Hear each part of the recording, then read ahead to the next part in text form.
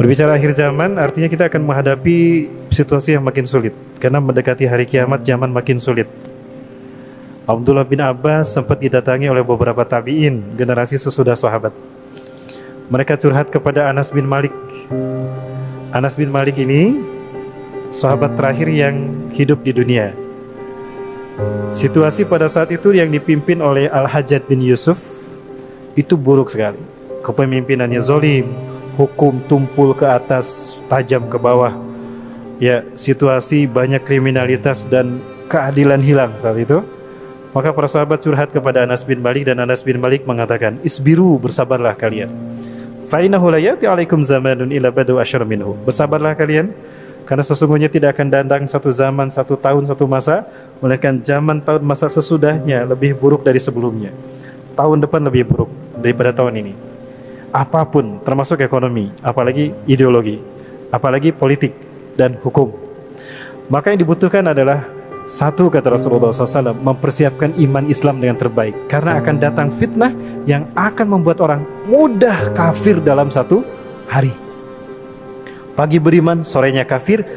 Wa yumsi mu'minan wa yusbihu kafiran. Sorenya beriman, paginya kafir. Kenapa? Menjual agamanya dengan dunia. Maka ibu-ibu yang berada di dalam rumah, ibu-ibu laksanakan tugas ibu-ibu dengan baik. Kenapa demikian? Rumah adalah madrasah bagi anak-anak kita, anak-anak kami. Ibu punya peran besar dalam melahirkan para mujahid-mujahidah yang kami butuhkan di akhir zaman ini, Bu. Kami yakin, Bu, pertarungan Islam ini nanti akan melibatkan para pemuda di garda terdepan. Maka tolong lahirkan para pemuda dari rahim pendidikan ibu-ibu sekalian di rumah. Karena kami membutuhkan mereka untuk kebangkitan Islam. Karena setiap kali Allah menzahirkan Islam, Allah selalu melibatkan pemuda di garda terdepan. Artinya, ibu punya fungsi tarbiyah yang harus ibu jalani dengan baik sesuai dengan Quran dan Sunnah. Tolong didik putra-putri kami dengan baik, agar mereka menjadi mujahid dan mujahidah. Dan ini investasi terbesar bagi ibu-ibu nanti di akhirat. Karena ketika putra-putri kita syahid, mereka akan menyebut nama kita ketika mereka akan memasuki surga. 70 orang nanti akan mereka sebut, termasuk kedua orang tuanya tentunya. Kemudian ibu-ibu yang mati Allah juga, tolong ciptakan situasi rumah yang menjadi poros surga. Sebaik-baik seorang istri, kata Rasulullah, adalah mereka yang menjadikan rumahnya sebagai poros surganya. Itulah arti keluarga, poros surga bagi orang yang beriman. Ya, di mana di surga, di keluarga dihidupkan nilai-nilai Quran dan Sunnah.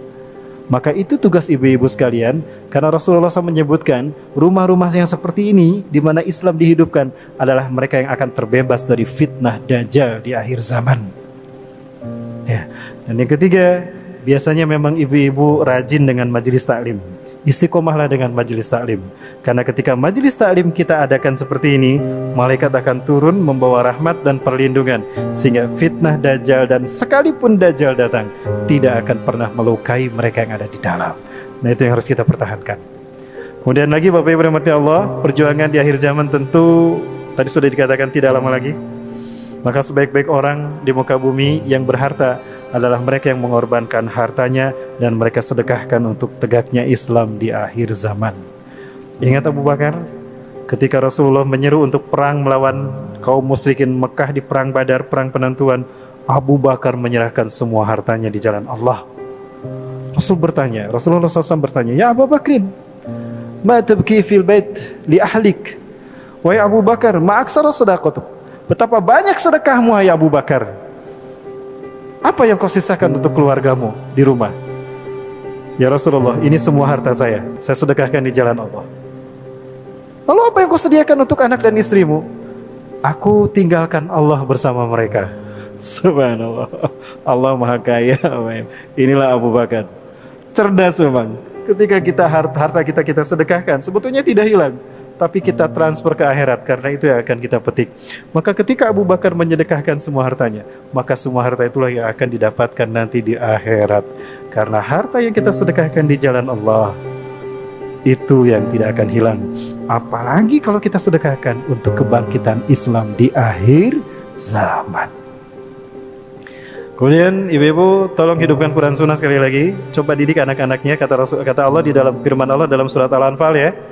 A'udzubillahi minasyaitonirrajim, Al-Anfal ayat 60. Wa'idul lakum mastata'tum min quwwati wa min ribatil khail turhibuna bi aduwallahi wa aduwakum. Al-ayah. Persiapkanlah oleh kalian kekuatan fisik dan juga kuda-kuda perang yang ditambatkan, yang akan menggetarkan musuh-musuh kalian dan orang-orang yang tidak terlihat oleh kalian. Allah mengetahui mereka. Maksudnya apa? Didik putra-putri kita untuk mencintai jihad di jalan Allah, karena mereka akan lahir dari seorang ibu yang mendidiknya dengan baik. Ibu-ibu pernah mendengar nama Samson Delilah? Samson itu adalah seorang dari Bani Israel yang Allah muliakan. 1000 bulan atau 83 tahun berjihad di jalan Allah seorang diri. Malam harinya bertahajud di jalan, berbunajat kepada Allah. Satu dari mereka yang menyebabkan turunnya Lailatul Qadar. Dia Sam'on, lahir dari pendidikan terbaik seorang wanita yang soleh, seorang ibu yang solehah. Jadi itu tugas ibu-ibu sekalian untuk melahirkan generasi akhir zaman, Bu ya. Sekali lagi mudah-mudahan ibu-ibu dikuatkan Allah, istiqomah dalam tarbiyah di rumah untuk melahirkan generasi mujahid mujahidah. Kami membutuhkan mereka, Bu. Karena tidak lama lagi Indonesia pun sama. Kita akan menjadi Taifah Mansurah insyaallah. Amin. Amin ya rabbal alamin. Pasukan Imam Mahdi ya. Ada ceramahnya Erdogan ketika beliau berbicara tentang demokrasi. Dalam satu ceramahnya beliau mengatakan bahwa demokrasi bukan lahir dari kandungan Quran dan Sunnah. Demokrasi hanya alat saja bagi kita untuk menegakkan Islam di dunia. Artinya apa? Bahwa Erdogan tidak akan berhenti berjuang ketika demokrasi yang dijadikan alatnya sudah tidak lagi terpakai, Pak. Artinya ketika Erdogan sudah tidak lagi menjadi pemimpin Turki, beliau akan terus berjuang di luar sistem, Pak. Bahkan akan merubah sistem itu menjadi khilafah, Pak. Akan menjadi khilafah. Itulah kenapa banyak khilafah diributkan. Kita masih ingat ketika Turki, menjelang Turki, detik-detik Turki dihancurkan, khilafah Turki, menjelang kebangkitan Turki, Yahudi di bawah pimpinan Inggris, Jenderal Allenby, Christopher Allenby, itu melakukan strategi politik belah bambu, Pak. Ya, Sultan Abdul Hamid yang mulia, luar biasa solehnya, baik hati, digambarkan lewat propaganda media Yahudi sebagai raja yang diktator, kejam, haus darah, dan suka wanita. Di saat yang sama, media mereka menayangkan bagaimana perjuangan Mustafa Kemal menyelamatkan Turki melawan Yunani. Maka di saat yang sama, rakyat Turki membenci Abdul Hamid dan mencintai Mustafa Kemal. Itu bagaimana citra republik diangkat, khilafah diinjak. Nah, lambat laun Erdogan akan membalik situasi, Pak. Erdogan akan membalik situasi. Anak terbesar saya berada di Istanbul sekarang, sedang kuliah di sana. Beliau memberitakan terus bagaimana perkembangan Turki hari ini. Memang di Ankara itu sudah muncul kekuatan-kekuatan anti Erdogan, termasuk di Istanbul, Pak. Tapi ternyata itu kekuatan yang tidak bisa menggoyahkan posisi Erdogan. Betapapun Erdogan dibatasi oleh jabatan politiknya, ya, Erdogan sudah menjalin kerjasama dengan beberapa pemimpin dunia. Salah satunya pemimpin Hamas, Pak. Artinya ketika Erdogan sudah berbicara Al-Aqsa, maka beliau akan meninggalkan Turki, Pak.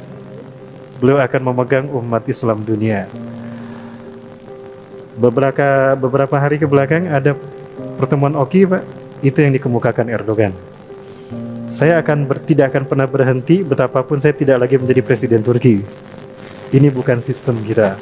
Sistem kita adalah khilafah ala minhaji nubuwah. Itu yang dikatakan Erdogan. Artinya Erdogan akan berjuang terus sampai nanti khilafah tegak di bumi Palestina. Betapapun beliau sudah tidak lagi jadi presiden. Itu sempat kami khawatirkan, Pak. Tapi itu jawaban tegas Erdogan pada kita. Ada satu tayangannya tapi waktunya tidak cukup, Pak. Lama panjangannya sekitar 15 menit atau 10 menit ya. Pembicaraan Erdogan tentang jawabannya seperti itu. Waktunya nggak cukup, Pak ya. Nanti maghrib insya Allah kita putar karena materi kita berlanjut ya. Nanti pembahasannya nyambung dari Turki kepada perang dunia termasuk perang di Arab Saudi ya dan di Teluk. Terima kasih Pak atas pertanyaannya. Terima kasih Bapak Ibu atas perhatiannya. Semoga Allah memberikan pahala kepada Bapak Ibu sekalian dan juga pada DKM Masjid Al-Fatahillah dan juga pada saya pribadi dan keluarga. Hadanallah wa yakum ajmain. Yang benar dari Allah, yang salah kodipan saya pribadi dan sebisik para astagfirullahaladzim. Terima kasih atas kehadirannya semuanya. Assalamualaikum warahmatullahi wabarakatuh.